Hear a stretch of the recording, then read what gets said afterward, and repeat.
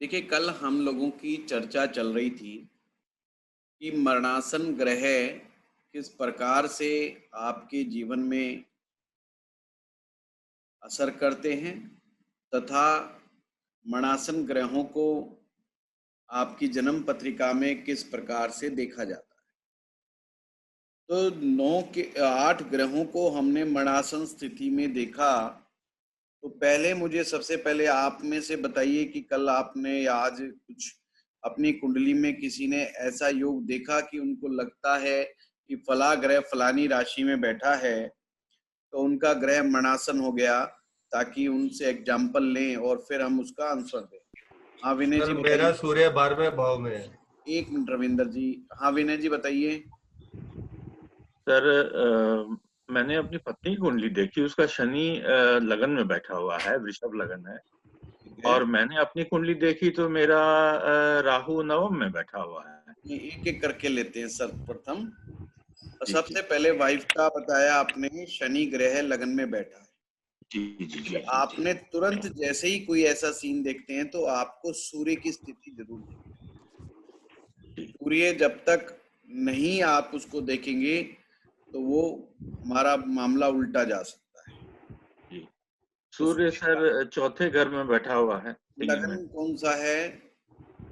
वृषभ। वृषभ लगन है, तो इसका मतलब सिंह राशि में सूर्य बैठा है। Yes sir.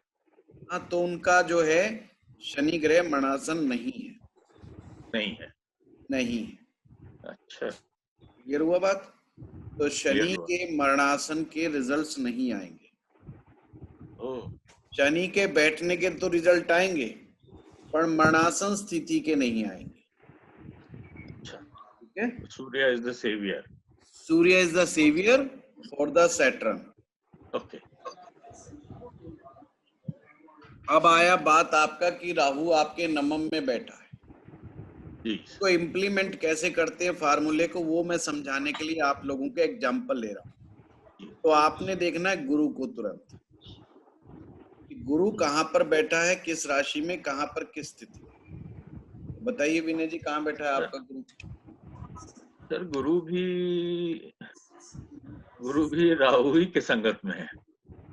मतलब 9th में ही बैठा है। 9th में ही बैठा है। लगन कौन सा है आपका?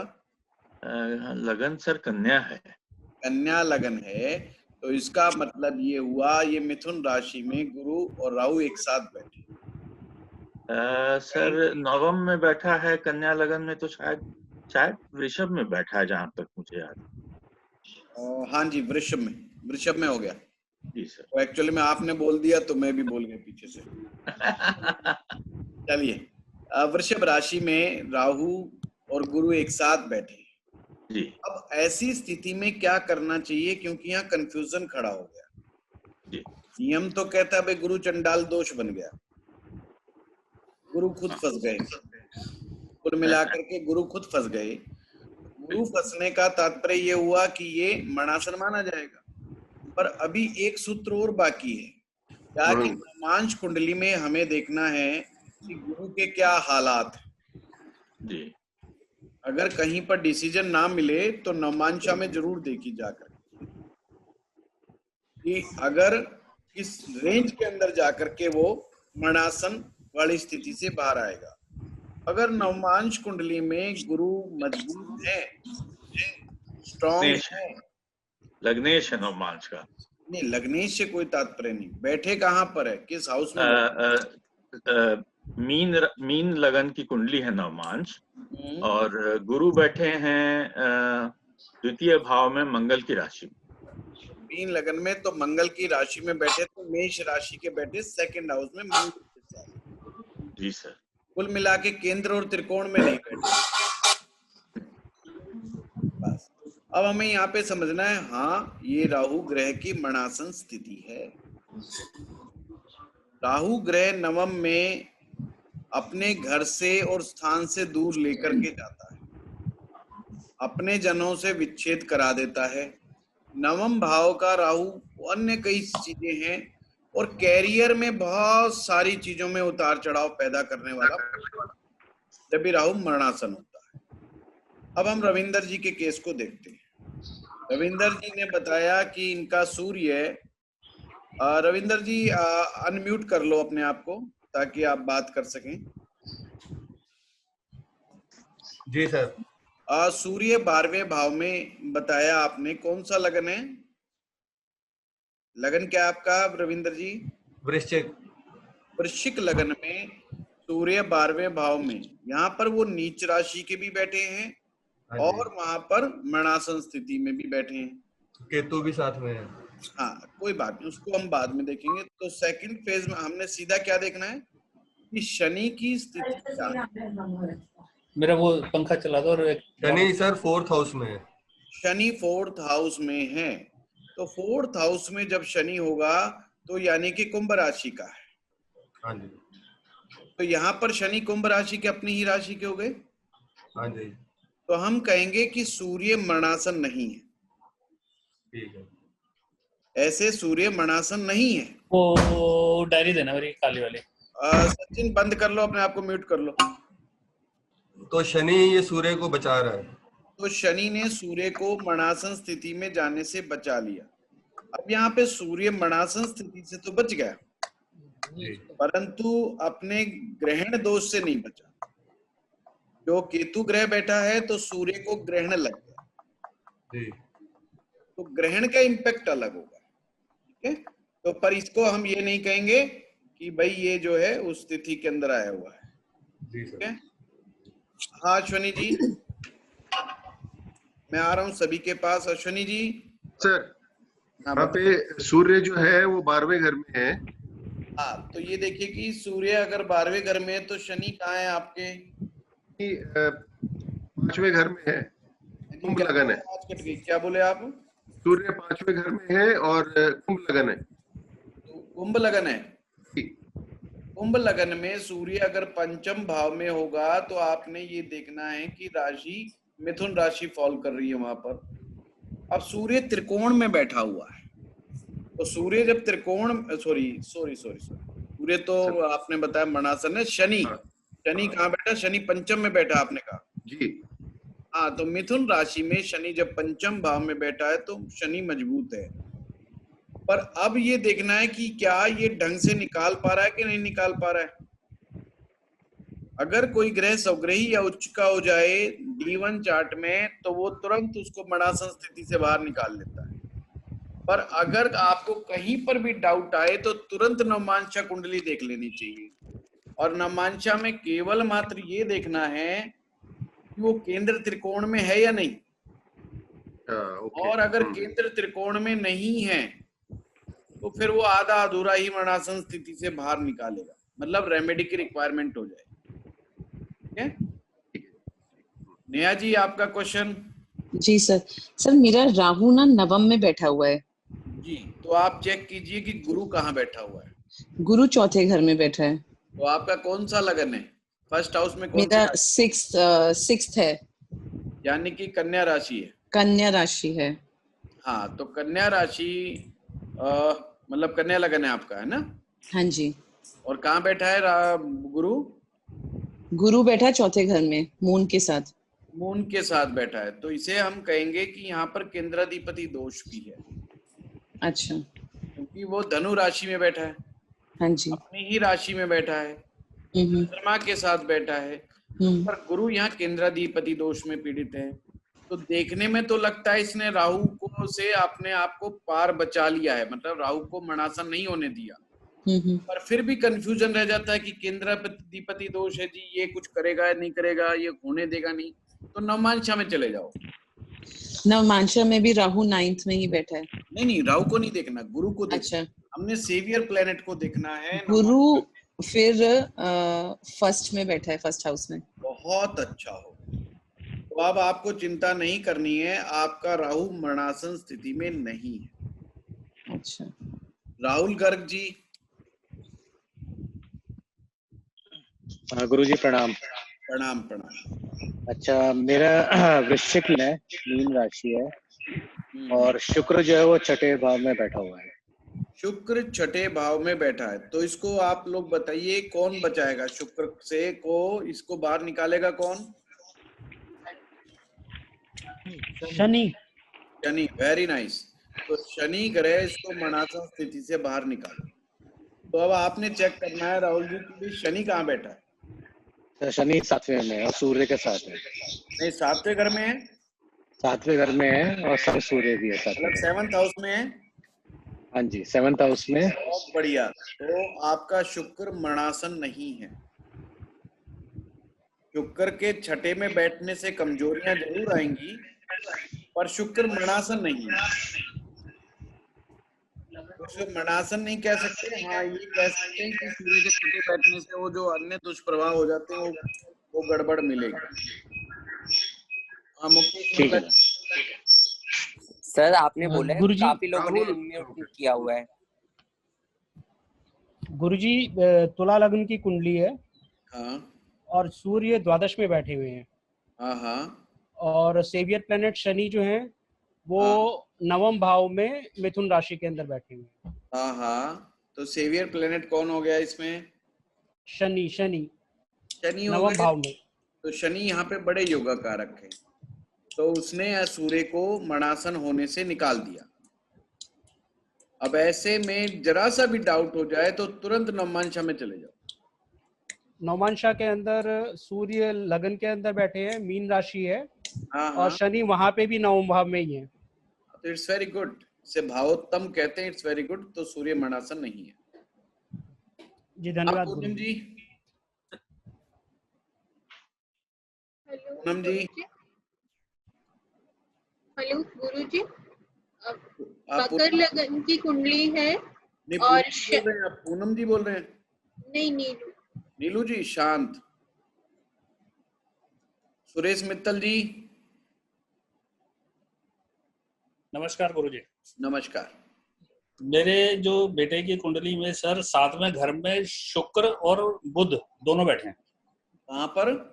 7th house. नहीं, वो तो प्रश्न ही नहीं है सर बुध तो 7वें घर का मारक ग्रह हो गया और शुक्र उसको बचाने वाला हो गया।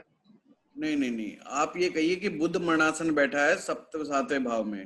हाँ जी, ठीक है ना। अब आपको शुक्र को देखना है कि शुक्र कहाँ बैठा है। 7वें में ही। 7वें में बैठा है, तो 7वें में बैठा हुआ शुक्र जो होता है वो उसको मणासन नहीं होने देता। नहीं होने देता। ठीक, नहीं होने देता। ठीक है, वो बात अलग है कि शुक्र के 7वें में बैठने से अन्य कई प्रॉब्लम हो जाती है, वो एक अलग। अच्छा, दूसरे सर एक और कुंडली है मेरे दूसरे बेटे की। नहीं नहीं, इतनी कुंडलियां नहीं, हमें बस आप लोगों का है ना पॉइंट क्लियर करना है सर। इसी में सर वो एक हो गया सेकंड। इतने सारे एग्जाम्पल से। हाँ मनु जी। गुरुजी पूनम बोल रही हूँ, पूछ सकती हूँ? जी रुकिए एक मिनट। मनु मित्तल जी। हाँ जी, राम राम गुरुजी। राम राम जी। लगन की कुंडली है, इसमें बुध 7वें हाउस में है। कौन सा लगन बताया आपने मनु जी? सिंह। सिंह लगन की कुंडली है, बुध 7th भाव में बैठा है, तो आपने सीधा सीधा चेक करना है शुक्र कहाँ बैठा है। शुक्र 5वें हाउस में है। Very nice. तो आपका ये बुध मणासन नहीं है। ठीक है। ठीक है। नीरज अरोड़ा जी। नमस्कार गुरुजी। नमस्कार गुरुजी। नीरज जी। सर मेरी मिथुन लगन की कुंडली है और शनि 1st भाव में बैठे हैं, लगन में बैठे हैं। लगन में और बैठे। 5वें भाव में सूर्य है। 5वें भाव में सूर्य है, तो लगन को बचाएगा सूर्य। तो सूर्य 5th भाव में आने से वो सूर्य शनि को मणासन स्थिति से नहीं जाने देंगे। लेकिन यहाँ सूर्य नीच का नहीं हो जाएगा?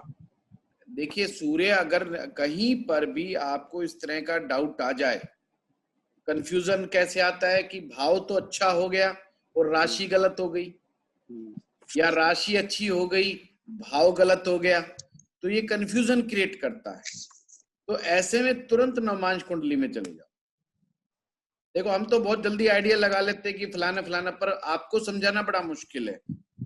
तो इसलिए आप लोगों के लिए सबसे आसान रास्ता है कि आप सीधा नवमांश में जाइए, सेवियर प्लेनेट को उठाइए और देखिए कि नवमांशा में वो केंद्र त्रिकोण में है या नहीं।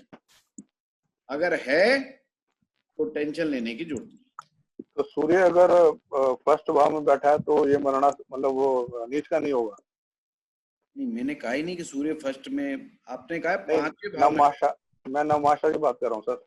हाँ, तो नवमांशा में देखिए कौन सी राशि में। तुला में नीच का होता है वो। 8वीं है, वृश्चिक राशि है, तो नीच का नहीं है, है ना। तो लगन पे बैठा है, इसका मतलब बहुत बढ़िया। ठीक है, थैंक यू। हाँ, प्रतिभा चौबे जी। नमस्ते सर। नमस्ते। हाँ, ये मैं बोल रही हूँ कि आवाज ही कट गई, मेरी आवाज कट गई। हाँ, अभिषेक। ये इसमें वृश्चिक लगने की नमस्कार नमस्कार। हाँ, अभिषेक पत्रिका है और लाइन क्लास ले रहा है। हेलो। हाँ हाँ, प्रतिभा जी बताइए। वृश्चिक लग्न की पत्रिका है और छठे भाव में शनि और शुक्र साथ में है और अष्टम में जो है वो चंद्र है। अच्छा, तो अब आप क्या देख रहे हैं प्रतिभा जी? आपने बोला था शुक्र मरणासन में हो, तो इसका देखते हैं शनि किस भाव में, तो शनि भी उसी में बैठा हुआ। नहीं नहीं, हाँ, शनि वहीं बैठा, छठे में बैठा है।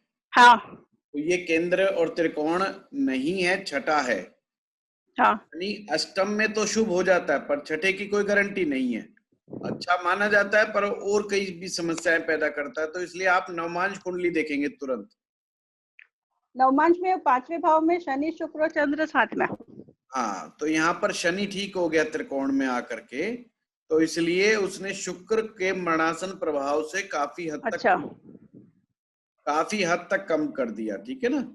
अब आपने देखना है कि चंद्रमा को भी शनि ही निकालेगा बाहर।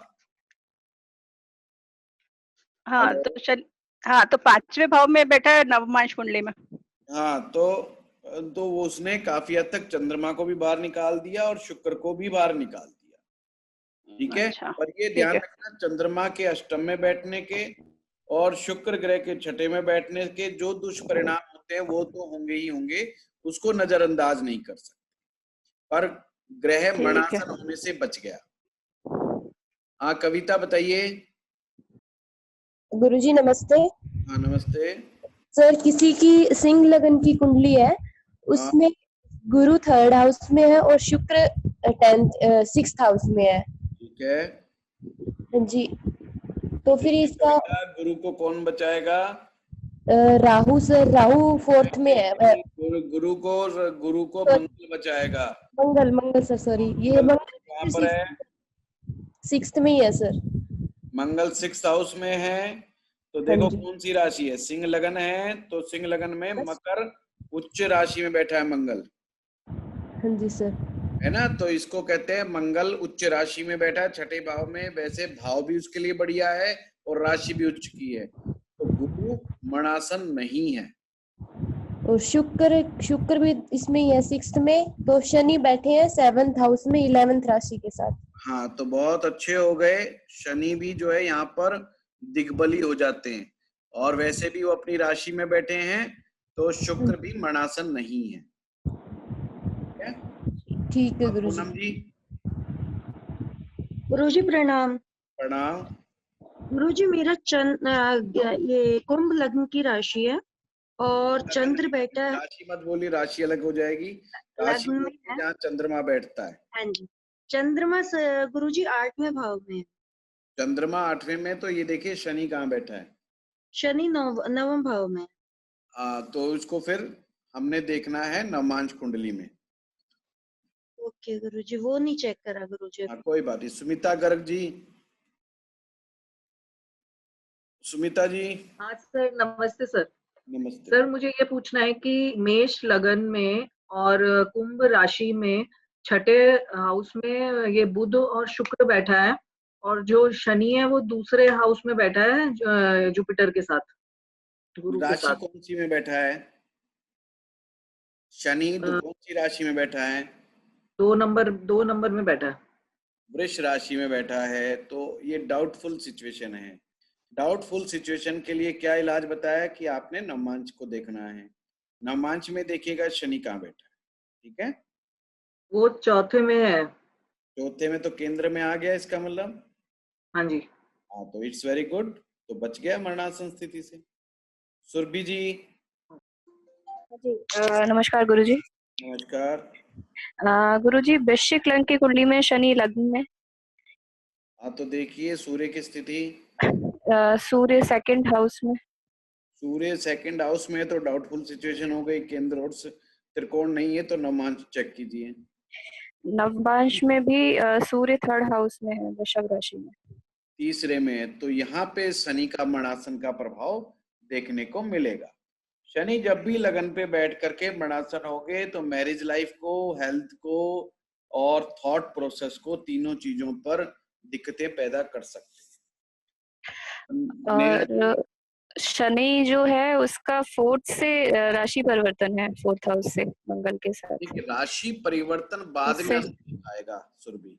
अच्छा। सबसे पहले चाहे राशि परिवर्तन हो, चाहे नीच भंग हो, प्राइमा फेसी सबसे पहले ग्रह नीच के हो जाने पर या जहां पर बैठे हैं उसके रिजल्ट सबसे पहले दिखाते हैं। वो एक एज के बाद वो परिवर्तन का हिसाब किताब बनेगा। ठीक है जी। हाँ, कौशल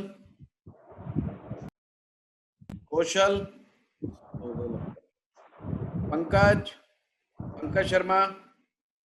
सर कौशल बोल रहा हूँ। एक मिनट कौशल, रुक जाओ, मैं बोलता रहा जब आप थे। हाँ पंकज बताइए। हाँ जी सर, कन्या लगन की कुंडली है और सूर्य जो है 12वें भाव में बैठा है। ठीक है। और शनि जो है 10वें में है। Very nice. 10वें में शनि आ गया, अब मुझे देखने की जरूरत ही नहीं है। हाँ, सूर्य मणासन नहीं है जी। ठीक है। हाँ कौशल बताइए। सर नमस्कार। सर मेरी कन्या लगन की कुंडली है और शुक्र मेरे 6 हाउस में बैठे हैं। ठीक है। फिर मैंने शनि को देखा तो शनि मेरे 3rd हाउस में बैठे हैं लगन कुंडली में। फिर मैंने हाँ, फिर मैंने नवमांश को चेक किया तो उसमें 11th हाउस में बैठे हैं शनि। तो ये शुक्र की मणासन स्थिति है कौशल, इसका उपाय करना पड़ेगा। ओके ठीक है सर, थैंक यू। ठीक है। जगदीश जी। सर मेरी वृश्चिक लगन की कुंडली है और वृश्चिक लगन के अंदर सूर्य और शनि दोनों 12th हाउस में बैठे हैं सर। ठीक है, तो ऐसे में क्या करेंगे जगदीश जी अब? तो ये सूर्य तो इसमें जिस तरह 12th हाउस में मरणासन हो गया, लेकिन शनि मरणासन में नहीं है। शनि अच्छी परिस्थिति में है क्योंकि ये शुक्र की राशि है और शुक्र इसका दोस्त है शनि का। नहीं, लगन कौन सा दूसरा बताया? शनि जो है जगदीश जी, एक मिनट जगदीश जी सुन लो। आपने वृश्चिक लगन बताया जी, तो तुला राशि के शनि हैं जी, परंतु राशि तो अच्छी हो गई पर भाव तो अच्छा नहीं हुआ ना। हाँ भाव अच्छा नहीं हुआ सर, लेकिन तो हाँ यही मैं तो जाना चाह रहा हूँ। तो नवमांशा में जाएंगे, navamsha will take the decision. तो नवमांशा में देखना पड़ेगा। मतलब इससे इस अकेले से काम नहीं चलेगा कि शनि उच्च के होगी तुला राशि में? ना जी ना।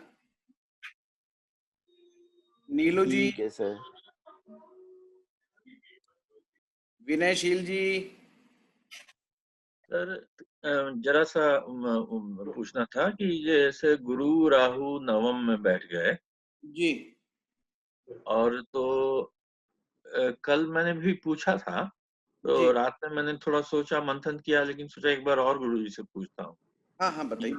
राहु वहां जाके मर गया तो अच्छा ही हुआ ना? वैसे तो बात बहुत अच्छी है विनय जी। एक्चुअली में क्या है कि हर चीज हमें जरूरत है। राहु हमें साम दाम दंड भेद की नीति की तरफ काम करवाता है। राहु हमें अपने प्लानिंग को, लाइफ की प्लानिंग को एग्जीक्यूट करने की पावर देता है। अदरवाइज व्यक्ति के साथ एक समस्या ये होती है कि वो कोई भी काम बहुत अच्छी प्लानिंग से नहीं करता और प्लानिंग बना भी लेता तो उसको फिर एग्जीक्यूट नहीं करता। वो समय के अनुसार, सिचुएशन के अनुसार चलता हुआ चला जाता है और ये चीजें जो हैं फिर कहीं ना कहीं लाइफ के अंदर बार बार चेंजेस की तरफ, परिवर्तन की तरफ लेकर के आती है। तो व्यक्ति अपने मूड के हिसाब से और सिचुएशन के हिसाब से चलना शुरू कर देता है। तो और अन्य लोगों के मुकाबले उसको एक फीलिंग आएगी कि जितनी वो तरक्की कर सकता था या जो अचीवमेंट्स ला सकता था वो नहीं लेके आ पाया। उसके पीछे रीजन मैं अचीवमेंट से क्यों कह रहा हूं, क्योंकि 9th house is a career house. ये लाइफ की ग्रोथ को 4 चांद लगाने वाला हाउस माना जाता है। दूसरी बात, राहु आपके कुंडलिनी तंत्र का कारक है। ये मिसगाइड करने में बहुत ज्यादा कामयाब हो जाता है। ये तो शुक्र है कि आपकी एज एक ऐसी एज पे आप पड़ाव पे हैं इस समय जहां पर व्यक्ति अपने अनुभव से बहुत कुछ जीवन में सीख लेता है, प्रैक्टिकल लाइफ से बहुत कुछ सीख लेता है। अदरवाइज ये यंग एज में तो बहुत घुमाता है, ये बहुत घुमाता है आदमी को, इधर से उधर इधर से उधर। तो सर, तो जहाँ पे राहु, हाँ बोलिए सर। इसलिए हम इस राहु को बहुत बेहतर निगाह से नहीं देखते। अच्छा सर, अच्छा सर। सर, ये राहु जो है ये फंसा हुआ है गुरु, सूर्य और शुक्र के साथ एक ही भाव में। हाँ जी, हाँ जी। तो गुरु, शुक्र, सूर्य के साथ फंसा हुआ है। और जैसा आपने पढ़ाया सर कि जिसकी सबसे कम डिग्री होगी वो जीत जाएगा। तो गुरु का घर नौवां है और गुरु की सबसे कम डिग्री है। हाँ। लेकिन अस्त भी है, तो यहाँ बहुत तरह का दंगल मचा हुआ है। तो विनय जी, अस्त वाली बात को ज्यादा माना जाएगा। किससे अस्त है? सूर्य से अस्त है। सूर्य से अस्त है। सूर्य से अस्त हो जाने पर ग्रह अपनी पावर बहुत कमजोर हो जाती है, तो वहां युद्ध का कोई मतलब बन नहीं जाता। अच्छा अच्छा अच्छा। तो और कम डिग्री होने वगैरह का कोई मतलब नहीं बनता। हाँ, वो भी नहीं बनता। तो फिर ऐसे गुरु नवम में कंफर्टेबल होता है, उसका भी कोई मतलब नहीं बनता। नहीं नहीं नहीं, वो सिर्फ नवमांशा बचा सकता है। नवमांशा में अगर गुरु केंद्र त्रिकोण में है तो स्थितियों में बहुत अधिक सुधार आ जाता है। अच्छा सर, गुरु केंद्र त्रिकोण में अगर नहीं है लेकिन लग्नेश और दशमेश है नवमांशा का, तो बीइंग द लॉर्ड ऑफ ए केंद्र नहीं, उससे कोई नहीं, सिर्फ केंद्र त्रिकोण देखिए। मैं ना बहुत इतना आसान रास्ता बता रहा हूँ। ये सूत्र पता करने में 3 से 4 साल लग जाते हैं एक विद्यार्थी को। जी जी जी। तो इस स्थिति में राहु को निकालना अच्छा है कि रहने देना अच्छा है? नहीं, आप निकाल कैसे देंगे कोई, वो थोड़ी है। नहीं, आप जैसे तरीके बताएंगे राहु को मरणासन मैं से तरीका बताऊंगा। जरूरी है, वो जरूरी है निकालना, जरूरी है। हाँ जी गुरुजी, ये श्राप फलित भी कर देता है कई बार। गुरुजी, हाँ नीलू जी, ये मकर लगन की कुंडली है और शनि 4th हाउस में ही है, लेकिन शनि उसके स्वामी होते हैं मकर लगन के, तो ये मरणासन हुआ। नहीं, कहाँ पर बैठे Shani? 4th house. 4th house में मकर लगन है ना जी। तो 4th हाउस में शनि कहाँ मरणासन हुए? अच्छे हो गए होंगे ना। और सूर्य लगन में ही बैठे हैं। मरणासन कोई हुआ ही नहीं नीलू जी। नहीं, वो ठीक है, आपकी बात मैं समझ गई, लेकिन अगर सूर्य भी लगन में ही बैठे हैं। हाँ नहीं, सिर्फ मरणासन की बात होगी ना अभी। जी। हाँ, सुरभि। एक गुरुजी, आपने कल धीमंत योग बोला था 5 और 6 हाउस को मिला के, वो क्या चीज होती है? वो बताएंगे जब फिर दोबारा आएगा। हाँ Pratap ji. Thank you sir. Mithun लगन की कुंडली है जी और गुरु नवम में बैठे हैं, ये राहु नवम में बैठे जी। तो गुरु को देखिए। हाँ, गुरु 5th हाउस में है, पंचम में शुक्र चंद्रमा के साथ। हाँ, नहीं बस पंचम में आ गए ना, इट्स वेरी गुड।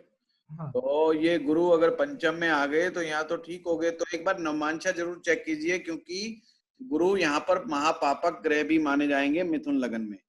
तो इसलिए एक बार उसको नवमांशा में चेक कर लीजिए, तो ये दिखा देगा कि हाँ किस लेवल का इन्होंने मरणासन स्थिति से बाहर निकाला है राहु को। नवमांश में 2nd हाउस में है, स्वराशि के धनु में। राशि के हो गए ना, तो बच गए।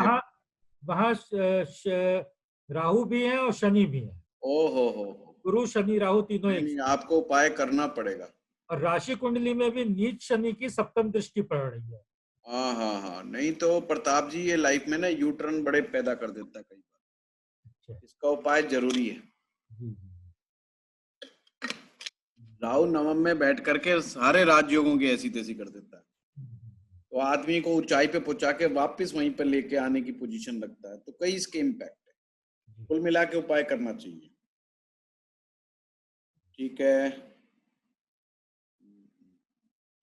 चलिए अब आगे बढ़ते हैं हम लोग। सर पंकदीप बोल रहा हूँ।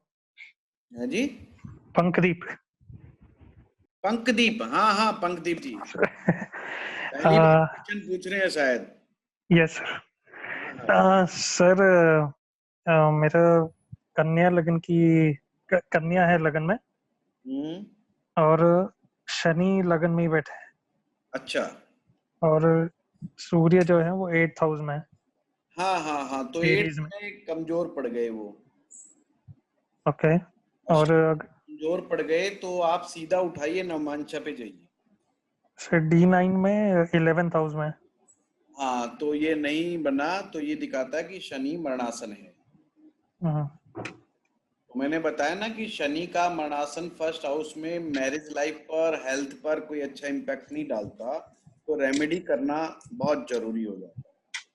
तो अब हम वार्तालाप करेंगे सभी लोगों की। सर एक और पूछना, सचिन बोल रहा हूँ।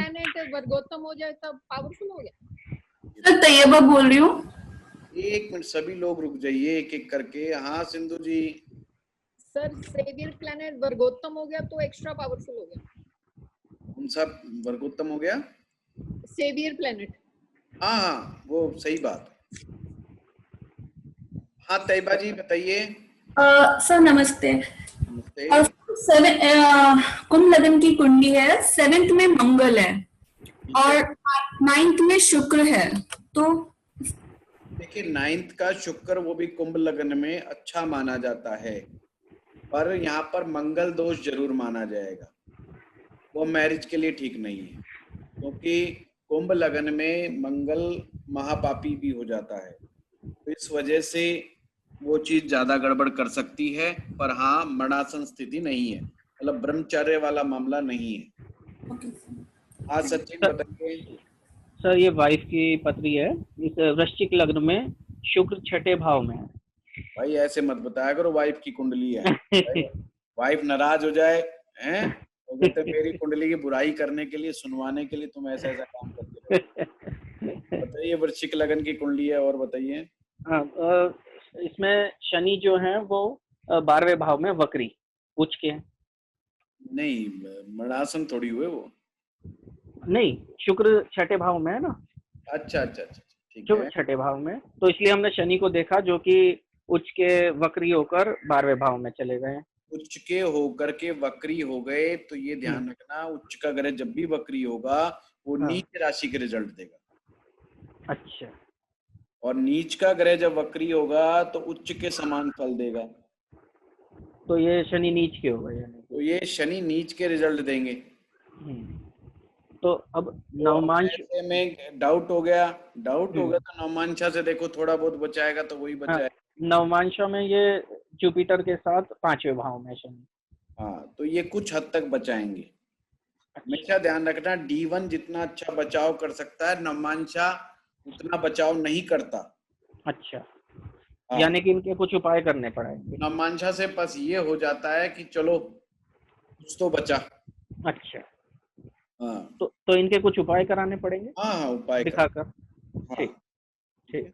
गुरुजी एक सवाल, मुकेश मंगला बोल रहा हूँ। हाँ बताइए। अभी अभी आपने एक सूत्र बताया कि उच्च का ग्रह अगर वक्री हो जाता है तो नीच के रिजल्ट देगा जी, और नीच का ग्रह वक्री हो जाता है, नीच का ग्रह वक्री हो जाता है तो उच्च के रिजल्ट देगा जी।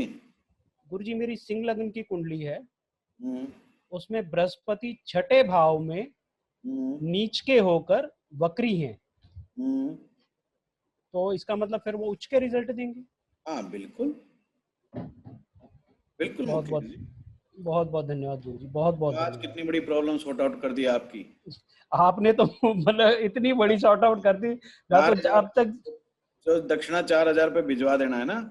बिल्कुल जी, ट्रांसफर हो जाएगी पेटीएम के थ्रू, चिंता मत करो आप। देखिए हम तो नंबर बता देंगे आपको।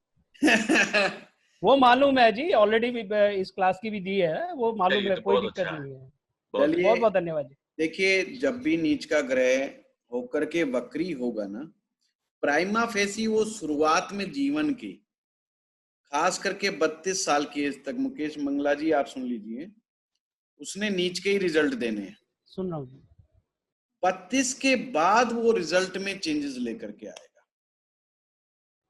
After the age of the 32। ठीक है जी, ठीक है गुरुजी। ठीक है। और जैसे जैसे आपकी उम्र बढ़ेगी ना, ये बृहस्पति के उच्च वाले प्रभाव लेके आएगा। अभी क्या एज हो गई आपकी? जी 46। 46 तो 16 दूनी 32, 16 ते 48। 48 के बाद देखो कितनी जबरदस्त 48 घुसेंगे और बस मौजा ही मौजा, गुरु के फुल रिजल्ट दियो। बहुत बहुत धन्यवाद गुरुजी, बहुत बहुत धन्यवाद। चलिए अब हम आगे बढ़ते हैं।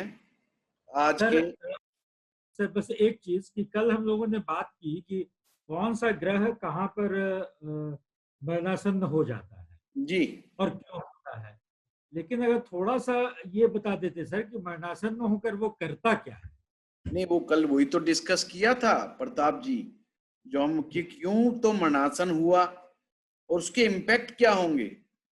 जैसे मंगल 7वें में अगर मरणासन हो गया तो उसका ब्रह्मचार्य उसका नेचर है, तो मैरिज को ही नहीं चला पाएगा वो। या तो डिसाइड कर लेगा कि मैंने मैरिज ही नहीं करनी, या वो डिसाइड कर लेगा कि अगर गलती से दबाव से कर दिया तो भी छोड़ के भागेगा, तो उसने उस हाउस को ही बिगाड़ दिया। मरणासन ग्रह हाउस को बिगाड़ देता है। हाउस को बिगाड़, ठीक है ठीक है। सर एक बात खाली पूछना था कि बहुत सारे जगह पे लिखा हुआ है कि बुध चौथे भाव में भी मरणासन हो जाता है। नहीं नहीं नहीं विनय जी, नहीं, चौथे में गलत कैसे है ना? वो गलत है ना? हाँ गलत है, टोटल गलत है। टोटल गलत है, टोटल गलत है ना, वो नहीं है, ऐसा नहीं। चलिए अब आगे बढ़ते हैं। देखिए जो मरणासन ग्रहों का उपाय है वो आपके ज्योतिर्लिंगों की यात्रा करने से ज्यादा फलीभूत होता है। ज्योतिर्लिंगों की यात्रा करने से ज्यादा फलीभूत होता है। 12 ज्योतिर्लिंग हैं हमारे देश में और 12 ही राशियां हैं हमारे ज्योतिष में। हर राशि का कनेक्शन एक ज्योतिर्लिंग के साथ है। अब इसको समझना, 2 रेमेडी एक साथ बताऊंगा आज आपको। 12 राशियां हैं, 12 ज्योतिर्लिंग है और एक राशि किसी एक ज्योतिर्लिंग के साथ जुड़ी हुई है। जब आप उस ज्योतिर्लिंग की यात्रा करते हैं तथा वहां पर बैठकर के स्थान पर उस जगह पर रुद्राभिषेक करते हैं तो वो उस राशि वाले के लिए बहुत ही उत्तम साबित होता है। अब मैं एग्जाम्पल से आपको समझाऊंगा। पहले तो आप सब लोग नोट कर लीजिए कि कौन सी राशि किस ज्योतिर्लिंग के साथ बनी हुई है, क्योंकि जिनकी केवल राशि है, ग्रह मरणासन नहीं है, ये उनके लिए भी बड़ा इंपॉर्टेंट है। जैसे मेष राशि, मेष राशि का संबंध रामेश्वरम ज्योतिर्लिंग से। पहली राशि मेष, ज्योतिर्लिंग रामेश्वरम। नोट कर लिया आपने? ठीक है सर। दूसरा वृष राशि, वृष राशि चंद्रमा यहां पर उच्च के हो जाते हैं, तो सोमनाथ ज्योतिर्लिंग।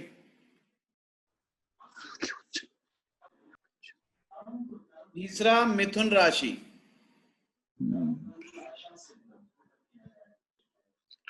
अब मुकेश मंगला जी आपने पेमेंट भेजी है क्या ये? हेलो मुकेश मंगला जी। हाँ जी गुरुजी। अरे ये बहुत गलत किया मुकेश मंगला जी, मैं तो मजाक करता रहता हूँ क्लास में, मेरे पुराने लोग तो जानते हैं, जगदीश जी तो जानते हैं। कोई बात नहीं गुरुजी, लेकिन आपने इतनी बड़ी प्रॉब्लम सॉल्व करी है, ये मैं आपको बता नहीं सकता। ये पेमेंट मैं एडजस्ट करूंगा, ये मैं नहीं ले सकता है ना, ये मैं तो ऐसे ही मजाक करता रहता हूँ, उसको सीरियसली मत लिया करो। अलग से कहूँ फोन करके तो बात अलग है, उसे सीरियस लेना, क्लास में नहीं। तो मैंने ऐसे ही आप नहीं मानेंगे, आपने इतनी बड़ी प्रॉब्लम आज नहीं, सॉल्व उसको करी मैं है। एडजस्ट करूंगा कहीं ना कहीं इस चीज को। वो तो अभी क्लास आपने करानी है गुरुजी, मेडिटेशन की और योग की, उसके अंदर हाँ उसमें एडजस्ट करेंगे, तो आप याद रखना है ना। कोई बात नहीं गुरुजी, कोई बात नहीं। देखिए हम चल रहे हैं वृष राशि के ऊपर, तो सोमनाथ ज्योतिर्लिंग उसके साथ जुड़ा हुआ है। मिथुन राशि में नागेश्वर ज्योतिर्लिंग, कर्क राशि ओंकारेश्वर ज्योतिर्लिंग, सिंह राशि वैद्यनाथ। सिंह राशि का फिर बोल देना कौन सा था? वैद्यनाथ, वैद्य होता है ना दवा देने वाला, दवाई, तो जो वैद्य जी बोलते हैं हम लोग, वैद्यनाथ। और वहां पर ये लोग वही जाते हैं जो बीमारी वाले, इन्हें डॉक्टर कहा जाता है एक तरह से, वैद्यनाथ जी को। चलिए, वैद्यनाथ ज्योतिर्लिंग एक उत्तराखंड में भी, एक झारखंड में है। यस, ये झारखंड वाला है। एक वैद्यनाथ है, एक वैद्यनाथ है। जी जी,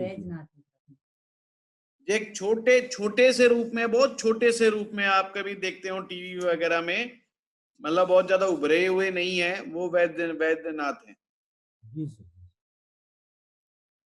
अब हम देखेंगे तुला राशि, नहीं सॉरी कन्या राशि, कन्या राशि तो रहेगी हमारी। कन्या राशि मल्लिकार्जुन, ये साउथ में है। वृश्चिक राशि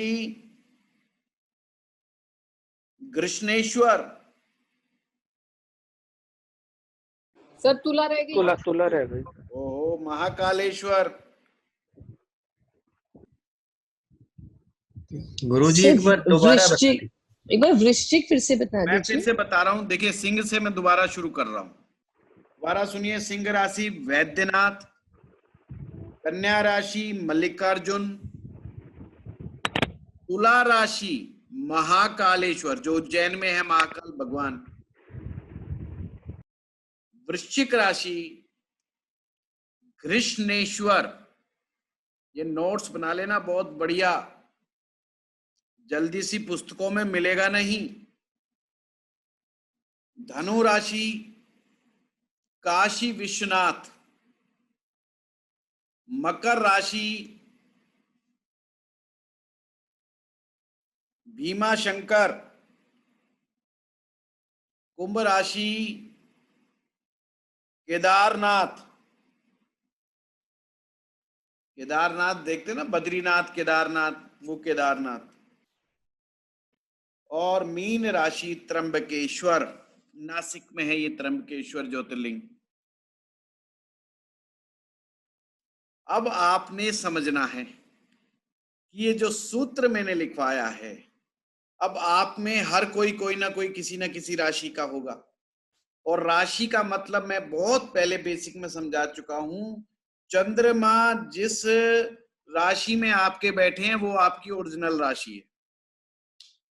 अब एक एक करके मुझे बस राशि बताएंगे और कुछ नहीं बताएंगे, सिर्फ राशि। हाँ सुनील जी, आपकी राशि? गुरुजी एग्जैक्ट डेट ऑफ बर्थ मेरे पास नहीं है। Means lucky person. ठीक है, प्रदीप जी आपकी? मेष। मेष राशि। अब आपने पॉइंट लगा लेना है कि आप मेष राशि के व्यक्ति हैं, तो आपका संबंध रामेश्वरम ज्योतिर्लिंग से है। अब हो आए हैं सब, होके आए हैं वहां पे। नहीं, मैं बताऊंगा अभी तो आगे। मैं तो सिर्फ आप लोगों को ये इतना जबरदस्त उपाय है कि आप किसी व्यक्ति के जिंदगी में परिवर्तन पैदा कर सकते हो, इसलिए मैं इस पॉइंट पे बहुत जोर दे रहा हूँ। अच्छा। नेहा जी राशि बताएंगे सिर्फ। सचिन? सर मेरी धनु राशि है। धनु राशि में पॉइंट आउट कीजिए। धनु राशि काशी विश्वनाथ जी की है। सर कुंभ राशि है मेरी। कुंभ राशि पे ध्यान लगाइए। कुंभ राशि कहाँ की है? देखिए ज्योतिर्लिंग से केदारनाथ। बिंदु गार्गी जी? तुला सर।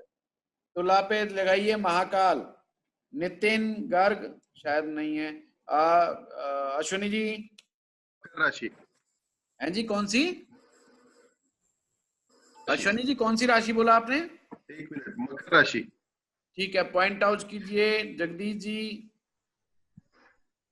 सर मेरी तो वैसे तो पता नहीं है, लेकिन 2 हो सकती हैं, एक वृश्चिक और एक मकर सर। अब 12 की 12 मान लो, आप 12 ज्योतिर्लिंग यात्रा करके आओ, ठीक है। नीलू जी, नीलू जी। हाँ जी गुरुजी। धनु राशि। धनु राशि में पॉइंट आउट करो विनय जी। काशी विश्वनाथ सर। बहुत बढ़िया। देखिए सब अपनी अपनी राशियों पर उसके सामने जो आपने ज्योतिर्लिंग लिखे हैं उन सब को पॉइंट आउट कर लीजिए। गुरुजी। हाँ मोहित। गुरुजी नमस्कार। आपने बोला कि इसमें रुद्राभिषेक कराना है, बट वो जो शिवलिंग वहां बने उसमें तो इतनी भीड़ होती है, क्या वो अलाउ थोड़ा ना करेंगे हमें ऐसे? मेरे भाई मुझे बोलने दे मोहित, मैं तेरा पक्का तेरा जवाब दूंगा, तो टेंशन मत ले बिल्कुल भी। मुझे तेरी बड़ी वो रहती है फिक्र की मोहित का कोई पर्सन रह ना जाए। ठीक है, thank you Guruji. Special time रखा है मैंने 15 मिनट। Thank you. तो समझिए बात को। अब ये क्या उपाय है कि सबसे पहले तो इन राशि वालों को साल में एक बार यहाँ पर जाकर के रुद्राभिषेक करवाना चाहिए। वर्ष में एक बार जाना ही चाहिए और प्रत्येक वर्ष जाना चाहिए। ये राशि वालों की बात कर रहा हूं अभी मैं। इससे 5 years of quality of life बढ़ते हैं। जीवन के क्वालिटी ऑफ लाइफ 5 years बढ़ जाते हैं। क्वालिटी ऑफ लाइफ का मतलब ये होता है, केवल वो लाइफ से मतलब नहीं, क्वालिटी ऑफ लाइफ का मतलब अच्छा रहन सहन, अच्छा खान पान, अच्छा वस्त्र, अच्छा भोजन, ये सब चीज उनको अच्छे से प्राप्त हो जाती है 5 साल के लिए। मतलब जितना कमा रहे हैं उसमें प्लस हो जाता थोड़ा। अब मैं मोहित का जवाब देता हूं। मोहित ने कहा है कि वहां पर रुद्राभिषेक नहीं करने देते, बात ठीक है। दरअसल उस क्षेत्र को जहां पर भी आप ज्योतिर्लिंग कहोगे तो वो लिखा होता है ज्योतिर्लिंग क्षेत्र। क्षेत्र का मतलब एरिया। उस पूरे एरिया में, उस पूरे प्रांगण में, उस स्थान पर आप कहीं पर भी बैठ करके रुद्राभिषेक कराएं वही फल प्राप्त हो। और ज्योतिर्लिंग पर केवल जल चढ़ा दें तो आपको पूर्ण फल प्राप्त होगा। जैसे आप कर्क राशि जहां पर है ओंकारेश्वर पर जाएंगे तो वहां ज्योतिर्लिंग पर केवल जल चढ़ाओ और बाहर प्रांगण पे आकर के जो नदी है, नर्मदा नदी है, वहां पर आकर के भी आप रुद्राभिषेक करा सकते हैं या मंदिर के प्रांगण में बैठ करके भी आप रुद्राभिषेक करा सकते हैं। तो उसके रिजल्ट वो सेम ही रहेंगे। अब दूसरा पॉइंट बोलिए। सर उज्जैन में तो जल भी नहीं चढ़ाने देते। कौन बोल रहे हैं? पूजा जी ऐसा नहीं है, जल तो चढ़ाने देते हैं हम, मैं खुद गया हूं। जल चढ़ाने देते हैं, जल चढ़ाने का टाइम होता है। आप शायद गलत टाइम पर पहुंचे हैं, जब श्रृंगार हो चुका होता है ना उनका, जब जल, उसके बाद जल चढ़ाने नहीं देते। जल चढ़ाने का समय है, भस्म आरती से पहले जल चढ़ा सकते हैं, फिर सायंकाल, उनका टाइम फिक्स है। तो हो सकता है जिस समय आप गए उस समय श्रृंगार इत्यादि चल रहा होगा तो उस समय जल नहीं चढ़ा।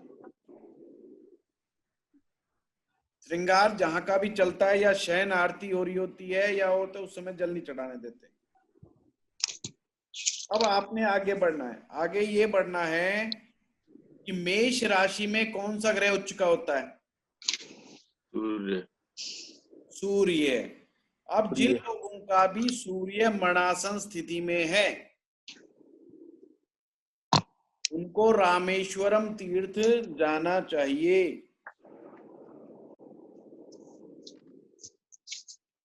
तो आपको याद रखना है सूर्य के लिए रामेश्वरम, अगर मरणासन है तो। जोर से नहीं हो तो कोई ऐसी बात नहीं, फिर राशि हो तो जाइए। हो भी आए हैं, वैसे मरणासन भी नहीं है। बहुत बढ़िया प्रदीप जी, आप सौभाग्यशाली हो। वृष राशि में कौन सा ग्रह उच्च का होता है? अभी परीक्षा भी आपकी साथ साथ चल रही है, इसे मैं आकलन कर लेता हूँ कौन कौन क्या क्या सीख रहा है। चंद्रमा गुरुजी। चंद्रमा, ये याद रखिए। तो चंद्रमा अगर मणासन होगा तो आपको जाना है सोमनाथ। गुजरात में। फिर प्रदीप जी की मदद लीजिए। प्रदीप जी से वैसे घर से तो काफी दूर है, पर प्रदीप जी गुजरात से बिलोंग करते हैं। तो सोमनाथ यात्रा कीजिए। हाँ, पास में ही है सर।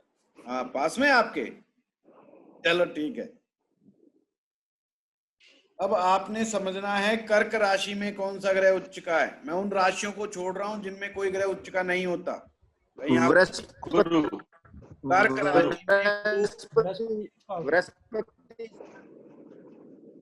कर्क राशि में गुरु उच्च के हो जाते हैं।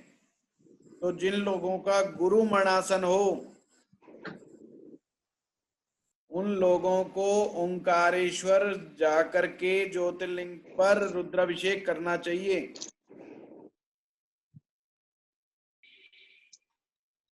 कन्या राशि कौन सा ग्रह उच्च का होगा? बुध। तो मल्लिकार्जुन जाना चाहिए। तुला राशि कौन सा ग्रह उच्च का होगा? शनि।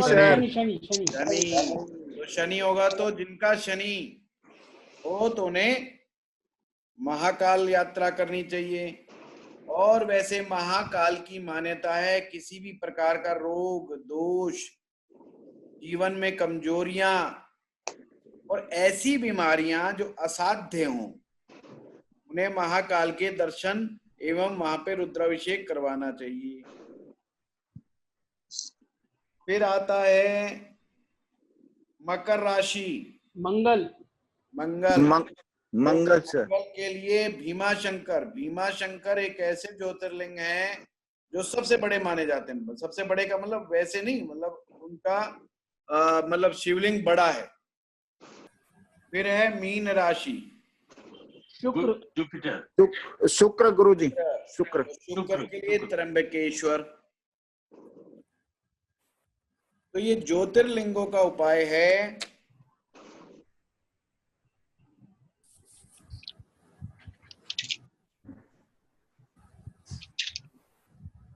और इसमें तो बहुत सारे ग्रह छूट गए सर।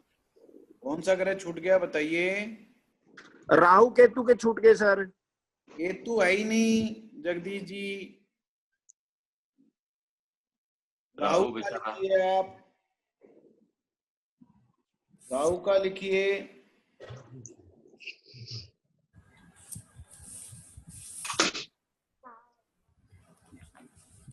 नागेश्वर। मिथुन राशि में नागेश्वर है ना? जी सर। नागेश्वर ज्योतिर्लिंग। अब मैं आपको थोड़ा थोड़ा और चीजें बताता हूं। कभी कभी ग्रहों की बाधा हो दशा अंतरदशा में,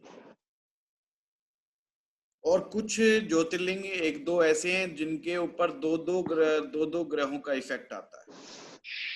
जैसे हमारे काशी विश्वनाथ जी हैं। काशी विश्वनाथ जो भगवान हैं, जो धनु राशि से बिलोंग करते हैं, उसमें गुरु का प्रभाव तो है, साथ में केतु ग्रह का भी प्रभाव है। केतु मरणासन नहीं होता, ये ध्यान रखना, पर केतु का प्रभाव है। इसलिए बनारस में लोग, काशी विश्वनाथ में जो लोग अंतिम स्टेज में यानी कि वृद्धावस्था में लोग वहां पे कहते हैं ना, एक कहावत है कि लोग मरने के लिए आते हैं यहाँ पर।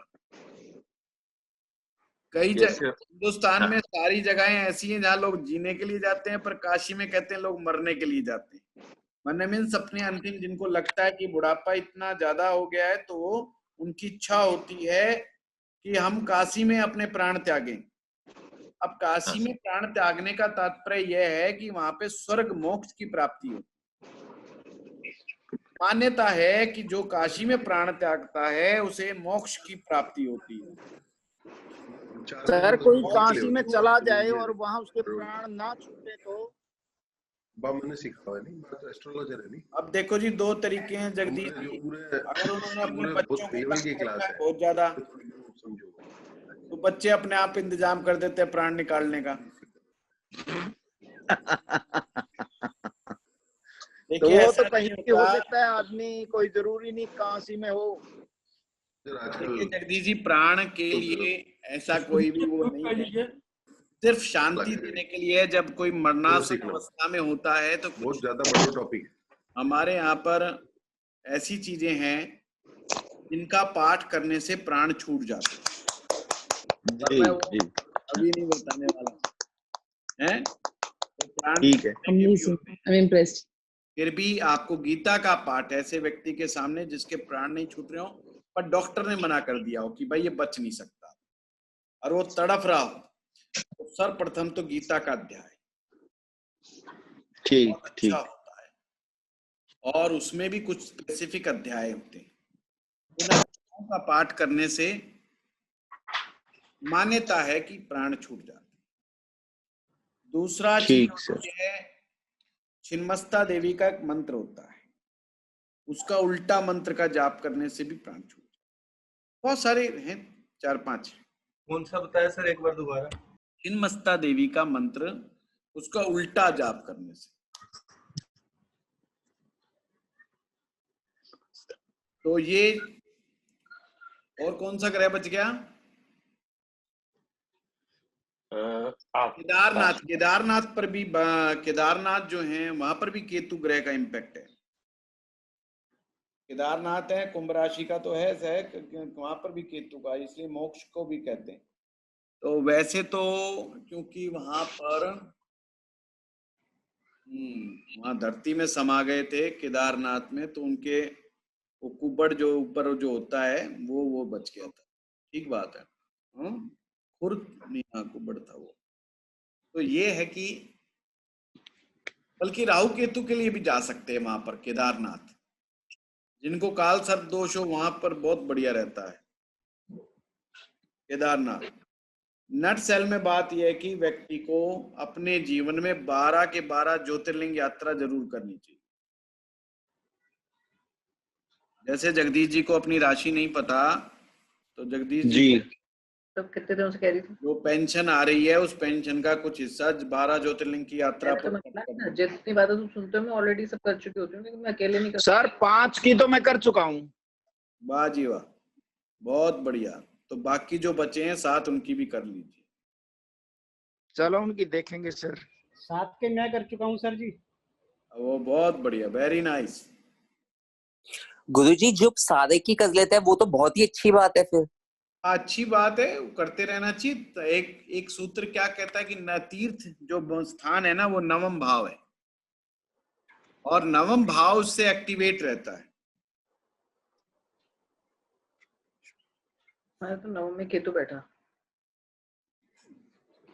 तो सबसे पहले काशी विश्व, काशी ये कौन सा है, केदारनाथ से शुरू करते हैं। अभी लॉकडाउन है, अभी कहीं नहीं जाना, ये सिर्फ सूत्र लिख लो। देखिए मैं ये उपाय अक्सर बताता हूँ, और ये हमारी सीक्रेट रेमेडीज में मैं अपने आप को काउंट करता हूँ कि यहाँ पर ज्योतिर्लिंगों की यात्रा करने से व्यक्ति को लाभ मिलता ही मिलता है। गुरुजी जी जी विनय जी। जी आपने कहा कि कुछ ज्योतिर्लिंग है जहाँ की कुछ खास है, जैसे आपने बताया काशी विश्वनाथ धनु राशि प्लस केतु प्लैनेट। जी जी जी। केदारनाथ कुंभ राशि और केतु प्लैनेट, राहु केतु दोष, काल सर्प दोष। हाँ। और भी ज्योतिर्लिंग हैं जहाँ इस तरह की विशेषताएं हैं। हाँ ज्योतिर्लिंग बहुत है। जैसे आप अगर उज्जैन जाएंगे, उज्जैन में 82 ज्योतिर्लिंग है, 82। अच्छा 82 ज्योतिर्लिंग है, मतलब भगवान शिव के 82 मंदिर हैं। मंदिर तो वहाँ हजारों की संख्या में। जैसे आप कोई भी तीर्थ में जाएंगे वहां पर मंदिर ही मंदिर सबसे ज्यादा मिलेंगे आपको जी।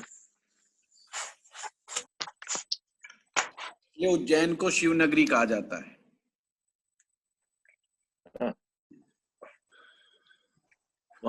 उनका दूसरा नाम क्या है? उज्जैन का पुराना नाम क्या है? उज्जैनी। अवंतिका। अवंतिकापुरम। बहुत अवंतिकापुरम।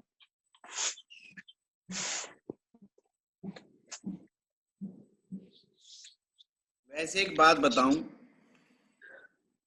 उज्जैन वास्तव में गजब का शहर है। साफ सफाई तो बहुत अच्छी है ही है, पर रहने की व्यवस्था और हिसाब से देखें, वहाँ के लोग देखें, वहाँ का हिसाब किताब देखें तो काफी अच्छा है। Very nice. जरूर जाना चाहिए। और सर एक क्वेश्चन पूछना था। 3 घंटे का रन है, वो है ओंकारेश्वर का। तो ओंकारेश्वर भी पास में ही, अगर आप इंदौर जाएं तो इंदौर से तो घंटा 1.25 घंटे लगता है। बाकी अगर आप उज्जैन जाकर के वहां जाते हैं तो थोड़ा टाइम 2.5-3 घंटा बढ़ जाता है। सर ओंकारेश्वर भी नर्मदा नदी के तट पे है क्या? जी जी जी जी जी जी। तो बाणलिंग जो मिलते हैं नर्मदेश्वर वही मिलते हैं ओंकारेश्वर के पास? वही है जो काले काले जो मिलते हैं ना। जी जी जी जी। हाँ ये वही है। वहां पर आप वैसे भी जाएंगे ना, वहाँ स्नान इत्यादि के लिए कुछ लोग नाव में भी बैठ के यात्रा करते हैं, जैसे बिल्कुल हरिद्वार ऋषिकेश टाइप का आपको लगेगा। थोड़ा सा प्रकृति की गोद में है, पहाड़ है।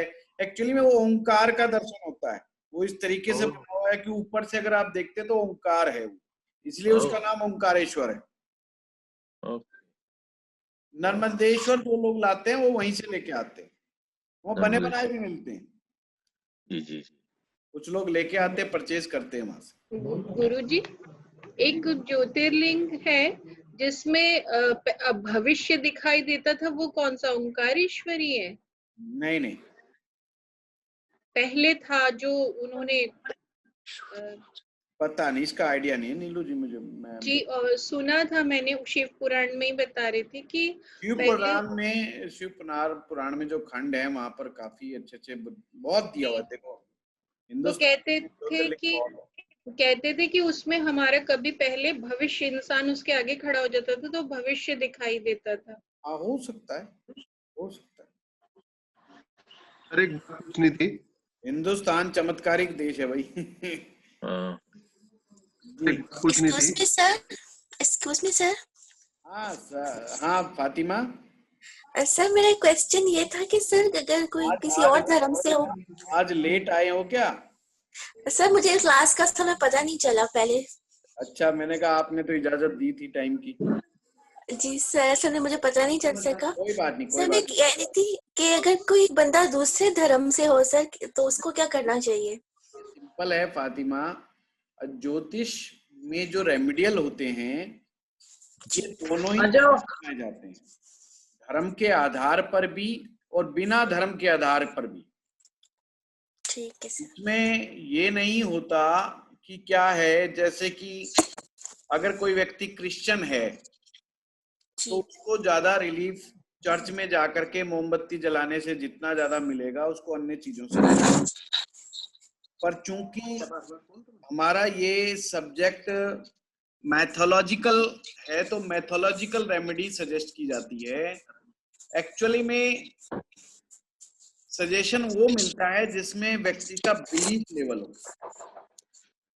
रेमेडी जब ही काम करेगी जब आपका उस देवी देवता में बिलीफ है, अदरवाइज रेमेडी काम ही नहीं करती। तो अगर कोई मुस्लिम धर्म में है तो वो अपने नबी के ट्रेड्स को देखें या एट्रीब्यूट्स को देखें और उनके साथ आपको थोड़ा मेहनत करना पड़ेगा और राशियों को जोड़ना पड़ेगा। सर जैसे मेरा सेजिटेरियस है मून साइन, तो मून साइन मेरा सेजिटेरियस है।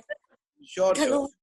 तो मेरे लिए सर क्या हो सकता है वैसे देखिए एज ए मुस्लिम? हाँ मैं वही बताता हूँ फातिमा। अगर मैं देखिए पहले तो धनु राशि से संबंध प्योर धार्मिक है, मेरा भी धनु है, धर्म की राशि है। तो इसको हम कहेंगे कि आपको खुद देखना पड़ेगा, थोड़ा सर्च करना पड़ेगा इस मैटर में, क्योंकि मुझे थोड़ा सा मुस्लिम रिलीजन का मतलब आप लोगों के जो देवी देवता हैं उनका थोड़ा आइडिया मुझे कम है, मुझे बहुत कम आइडिया है। आप जैसे लोगों से ही मैं थोड़ा सीखता रहता हूँ, थोड़ा पूछता रहता हूँ, तो बस मुझे उतना ही आइडिया है। तो मैं इस मामले पे बहुत ज्यादा हेल्प नहीं कर पाऊंगा। आज ये केवल ज्योतिर्लिंग की रेमेडी थी, परंतु आपको फिर दूसरी रेमेडीज करनी चाहिए, है ना जी। शुक्र की रेमेडी तो पता है मुझे मुस्लिम धर्म में, है ना, जो लोबान होती है शुक्रवार के दिन लोबान जलाना दरगाह पर जाकर के, जो है वो अच्छी रेमेडीज है शुक्र के लिए। गुरु जी। हाँ जी हाँ जी, एक मिनट मेरी बैटरी जाने वाली है। गुरु जी आ गए। सर एक इम्पोर्टेंट क्वेश्चन पूछना था। हाँ बताइए शनि जी। जैसे किसी 12वें घर में सूर्य से जैसे मरणासन की सिचुएशन बनती है। आपकी आवाज कट रही है शनि जी, क्या कह रहे हैं? कि किसी 12वें घर में सूर्य से मरणासन की स्थिति बनती है। हाँ हाँ। और साथ ही में काल सर्प भी बनता है, वहां पे 4 ग्रह और बैठे हैं। काल सर्प की रेमेडी भी जो है ना ज्योतिर्लिंग से ही होती है, एक साथ ही हो जाएगी मतलब। हाँ हाँ ठीक है, चलिए सर। हाँ सर, त्र्यंबकेश्वर ज्योतिर्लिंग मीन राशि के लिए है। हाँ, लेकिन सचिन तेंदुलकर ने अपना काल सर्प त्र्यंबकेश्वर जाके क्यों कराया? नहीं, काल सर्प योग भी तो त्र्यंबकेश्वर में ही होते हैं। अच्छा। काल सर्प योग की शांति किसी भी ज्योतिर्लिंग पर जाकर के करवा सकते हो आप। जी जी जी। अच्छा एक और बात बताओ, कर्म कांड के विषय से मैं बताना चाहता हूँ। काल सर्प योग शांति का विधान अलग है और रुद्राभिषेक का विधान अलग है। गुरुजी, ये कोई भी राशि के अलावा किसी भी ज्योतिर्लिंग पे जा सकते हैं वैसे दर्शन करने में? बिल्कुल बिल्कुल, कोई रोक टोक नहीं, कोई रोक टोक नहीं है। सबसे वैसे सबसे कम भीड़ मिलती है गर्शनेश्वर पर।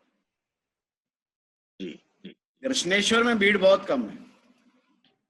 But we have to go Bhimashankar. हाँ वो आपकी मर्जी है, जाइए। भीमा शंकर भी भीड़ कम है, किसी विशेष तिथियों पर ही ज्यादा भीड़ होती है। मेला लगता है एक साल में, वहाँ वो बहुत भीड़ है। चलिए आपका बहुत बहुत धन्यवाद। गुरुजी सर ये जल कोई भी है जी, क्या करें?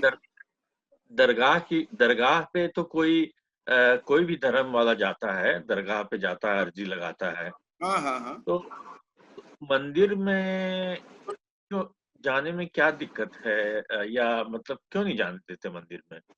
मैं समझा नहीं। मंदिर में अगर आस्था है तो दरगाह पे तो जो भी पीर होते हैं या जो पैगंबर होते हैं, तो दरगाह पे तो सब लोग जाता है, irrespective of their faith. They have faith in the Dargah at the तो उस तरह से अगर काशी विश्वनाथ ही जाना है हमें और हम मुस्लिम हैं, तो अगर हमें फेथ है तो क्या हम जा सकते हैं? हाँ फेथ है तो जा सकते हैं। देखिए हमारे हिंदू धर्म में कहीं पर भी नहीं लिखा कि किसी जाति का व्यक्ति या दूसरे धर्म को मानने वाला दर्शन नहीं कर सकता, ऐसा नहीं है। आप देखिए भगवान श्री कृष्ण के एक कवि हुए हैं रहीम जी और एक है रसखान जी। अब रसखान ने तो लिखा ही भगवान श्री कृष्ण का। अच्छा भाई दो ही रसखान जी ने, देखिए आप नाम ही बदल, रसखान रख दिया नाम। अयोध्या में आज भी भगवान राम की जो ड्रेस सिलती है उसे मुस्लिम सीते हैं। हाँ ये एक्चुअल फैक्ट है। आप अयोध्या जाइए, वहां मुस्लिम सिलते हैं। झगड़ा हो जाता है इस बात पे कि किसी और से क्यों करवा दिया आपने काम। हाँ ये तो बाहरी सियासत है। सियासत में धर्म कुछ और मायने रखता है, पर एक्चुअल में धर्म कुछ और मायने रखता है। चलिए thank you. Thank you sir. प्रणाम गुरुजी। प्रणाम सर। Thank you sir.